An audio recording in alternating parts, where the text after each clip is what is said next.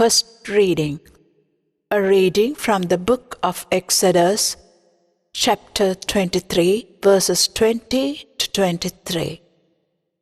The Lord says this, I'm going to send an angel in front of you to guard you on the way and to bring you to the place that I have prepared. Be attentive to him and listen to his voice. Do not rebel against him, for he will not pardon your transgression, for my name is in him. But if you listen attentively to his voice and do all that I say, then I will be an enemy to your enemies and a foe to your foes.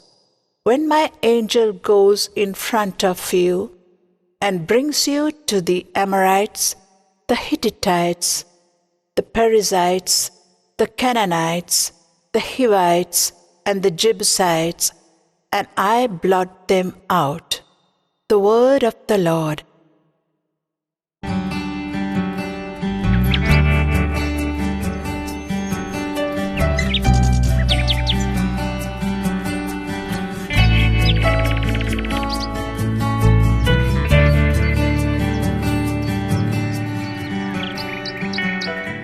My dear friends, today, 2nd of October, the Church celebrates the feast of the guardian angels. Today is a day that we pray and thank God for giving us a guardian, a protector in our guardian angels. Therefore, let us submit ourselves and ask for the intercession and protection of the guardian angels from all calamities of life, so that we will be guarded and protected from all evil. A reading from the Holy Gospel according to St. Matthew, chapter 18, verses 1 to 5 and 10. At that time, the disciples came to Jesus and asked, Who is the greatest in the kingdom of heaven? He called a child whom he put among them and said, Truly I tell you, unless you change and become like children, you will never enter the kingdom of heaven. Whoever becomes humble like this child is the greatest in the kingdom of heaven. Whoever welcomes one such child in my name welcomes me. Take care that you do not despise one of these little ones.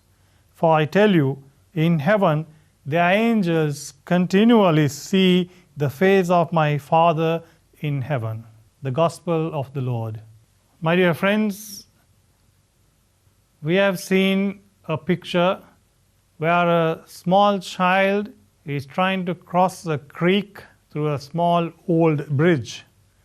And there is an angel guarding and protecting the steps of the child until he crosses to the other side of the creek. In the Gospel today, Jesus tells us that their angels, their guardian angels, see the face of God continually. That means, my dear friends, the angels bring to God our supplications and our needs and the way we need to be protected. However, we need to be like little children so that the angels will guard us as we guard our little ones at home, trying to prevent them from falling or getting injured and so on. If we keep to ourselves, close our doors, and try to work on our own, then, my dear friends, we are closing doors to our angels as well. During this pandemic, each one of us need to bring our supplications to our guardian angels so that they will guard our steps. As we know, In today's situation, there are so many restrictions and health regulations that we need to follow and precautions that we need to take in order to prevent the spread of virus. We can also bring our supplications to God always, my dear friends, after doing all what is required by us according to these regulations, that we be also protected by our guardian angels in wherever we go, maybe in public transport, at our workplaces, in society, at home. We need to always rely on the power of God through our guardian angels so that our steps will be guarded, our movements will be protected by the angels. Therefore, my dear friends, let us ask God to send angels to protect the whole world from this virus.